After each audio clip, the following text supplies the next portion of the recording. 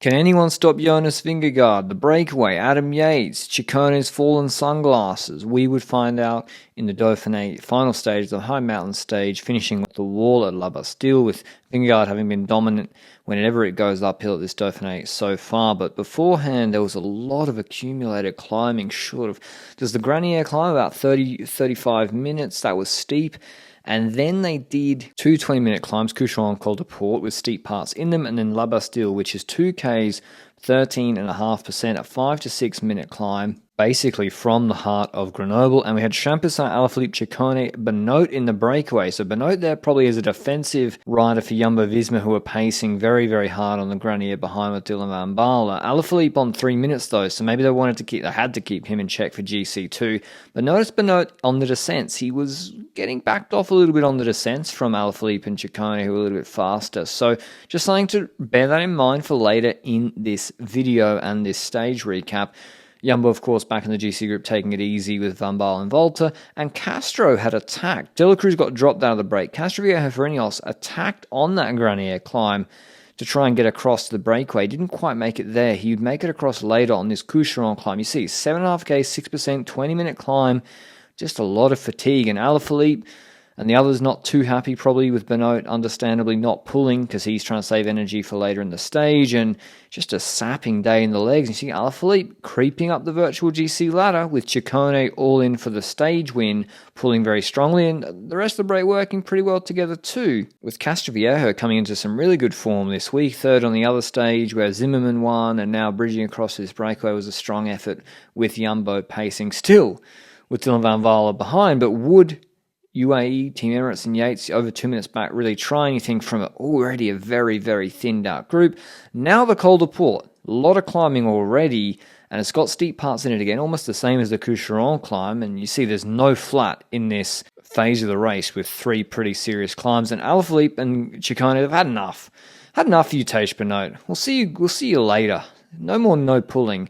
Ciccone goes clear. Castro can't respond to the two snappy riders, Ciccone and Alaphilippe, who've done well in Flesh before, and off they go. Alaphilippe now up to second on the virtual GC, so now that's almost a problem for AG2R or Yates. He's now leapfrogged them. Is that why UAE Team Emirates hit the front with Felix Groschardt and Remaika behind him? I don't really think so. I think this was a last-ditch attempt to try and gain time on Vingegaard and also maybe go for the stage win, because the break was still at 1:30. It hadn't really come down too much. I mean, Ciccone had been riding really hard, and that drops that pace. Johannesson, Martinez would fall out of the top 10 from 6th down to 23rd today. And that UAE pace puts 30 seconds into this group. It's under a minute before Ciccone chases the moto on Col de Port and says goodbye for good to Alaphilippe. Now Bernal dropped from the GC group, so Rodriguez was on one today before Yates attacks. Yates wanting to test Jonas Vingegaard, who's on the wheel pretty comfortably. Yates said afterwards that he wasn't expecting to drop Jonas either. He just thought, why not try? And he keeps writing about tempo here, not full gas attacking, and the rest of the group start to come back. The first of which is Antonio Pedrero from Movistar, not Mas, who's behind.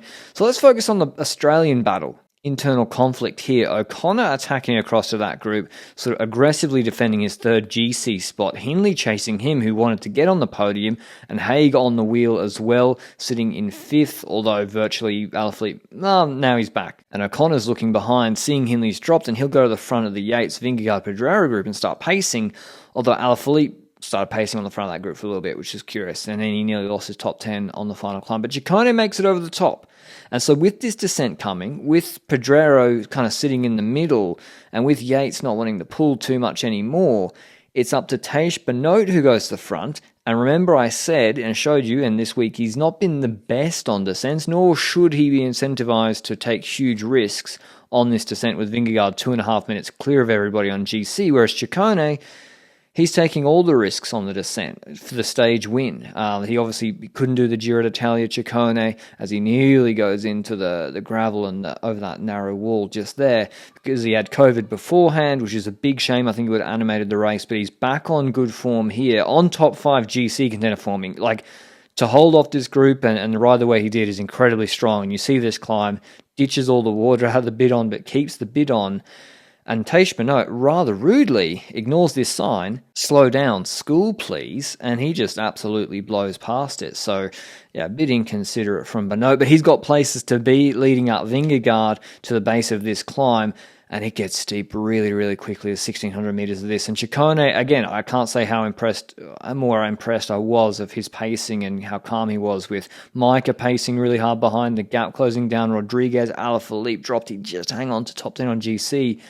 And when you looked at Ciccone, he looked completely under sort of control. He was looking down at the power, keeping it, knowing that he has the quality that if he doesn't blow up, even someone like Jonas Vingegaard attacking behind through this insanely steep hairpin, with Yates not able to get to his wheel, even with him attacking on 18% behind, with 1K in Ciccone's class, they're not going to get back to him if he does his best numbers, which he did. So Hindley dropped O'Connor a little bit better than him today, even though Hindley got the better of him yesterday on the longer climbs, and we thought, is Vingegaard going to close it? But he actually didn't open up the gap too much to Yates. It went sort of 6, 7, 8, 9, 10 seconds, but didn't really go past that, and it levels off a little bit to like 8, 9%.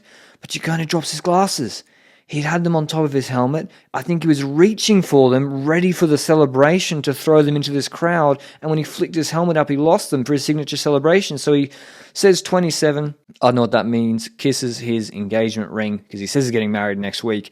And Vingegaard rides it in. So I was happy to see a different rider win, and Ciccone in particular win the stage. Vingegaard shows he was the best, of course, this week, gaining another 10 seconds, which he didn't really need on Yates. And in terms of the top 5 on GC, not too much change, but yeah, big gaps to the riders like Martinez and co. Here's what Ciccone had to say after the stage. Tour de France is going to be just as good?